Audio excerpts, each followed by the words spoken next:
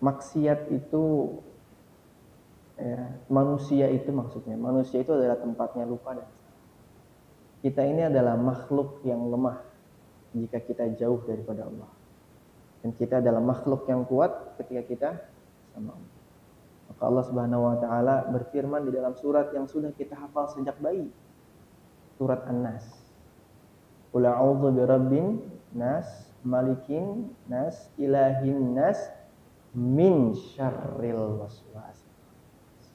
Di dalam surat An-Nas ini Allah menyebutkan 3 sifat hanya untuk meminta perlindungan dari satu perlindungan saja, di satu gangguan.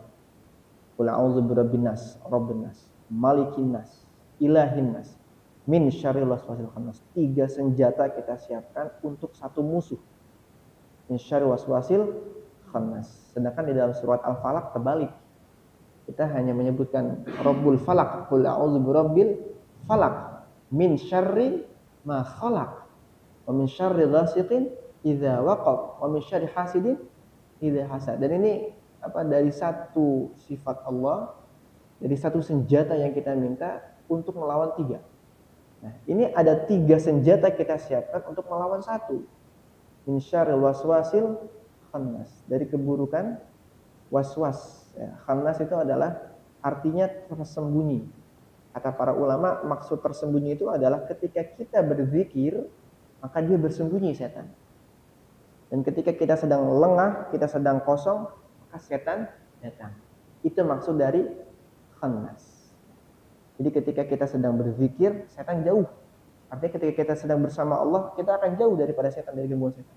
Tapi ketika kita sedang kosong dan sendirian, setan akan datang kepada kita.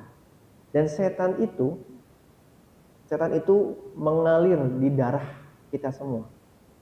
Ya, setan itu mengalir, artinya setan itu terus dan terus menarik kita, ya, agar kita tersesat, ya.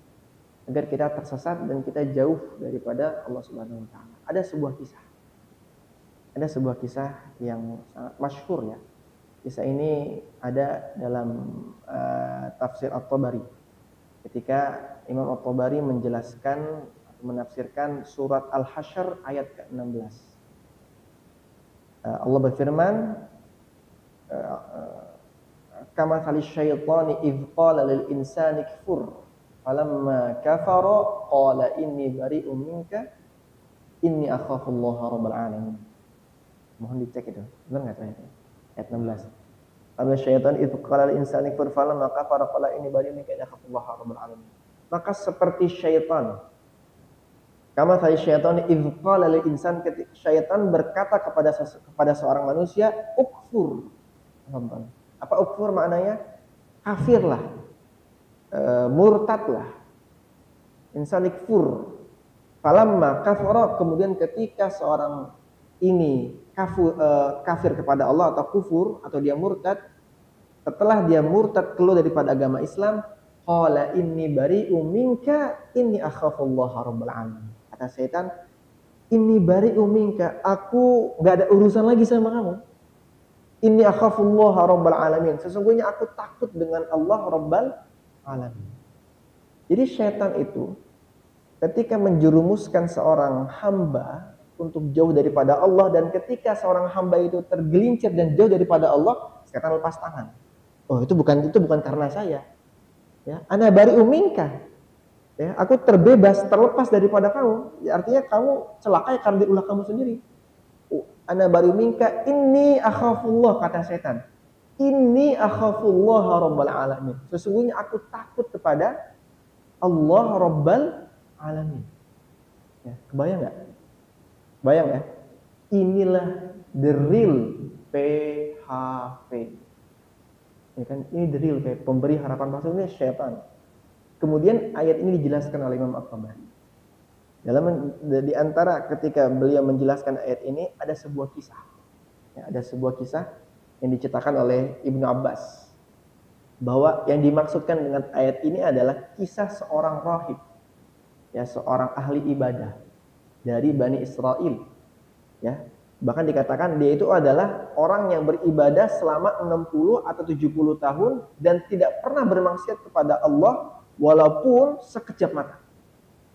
Artinya ini abid, ini orang yang rajin beribadah, menjaga untuk beribadah kepada Allah 60 sampai 70 tahun dan dia tidak pernah bermaksiat. Dia menjaga diri untuk tidak bermaksiat. Suatu ketika, ya, bahkan dikatakan, dijelaskan dalam hadis tersebut, para penduduknya itu, ya, ketika ada masalah-masalah agama datang kepada dia untuk meminta fatwa segala macam. Artinya orang ini sudah diakui, ya, abid, seorang ahli ibadah. Kemudian di daerah tersebut ada satu keluarga yang tidak punya orang tua, yang terdiri dari 4 orang, 3 saudara laki-laki dan 1 saudara perempuan. 3 saudara laki-laki ini ada kebutuhan untuk keluar, untuk safar, dan tidak tahu kapan mereka akan kembali, dan tidak dijelaskan juga untuk kapan mereka bersafar. Tapi di dalam hadis itu dijelaskan bahwa mereka saling berbicara di antara mereka bertiga. Siapa yang bisa kita titipkan saudari kita ini? Siapa yang bisa kita titipkan saudari kita yang akan kita tinggalkan? Dan mereka bersepakat, tidak ada yang bisa menjaga saudari kita kecuali rahib ini, kecuali ahli ibadah ini yang tadi kita sebutkan. Kemudian mereka datang kepada ahli ibadah ini dan meminta, ya mungkin kalau bahasa kita, Ustadz, tolong dong, kita mau pergi jauh dan lama dan kita nggak tahu kapan akan kembali. Kami titip dong saudari kami. Ya, karena mereka meyakini kalau seandainya saudara kami itu meninggal, pasti bapak ini akan menunaikan kewajibannya dengan menguburkannya dengan cara yang syar'i. Dan kalaupun dia hidup, pasti bapak ini akan menjaganya. Itu keyakinan mereka. Awalnya nggak mau nih, ya, tapi dibujuk akhirnya mau. Akhirnya mereka bertiga pergi. Tinggallah rahib tadi dengan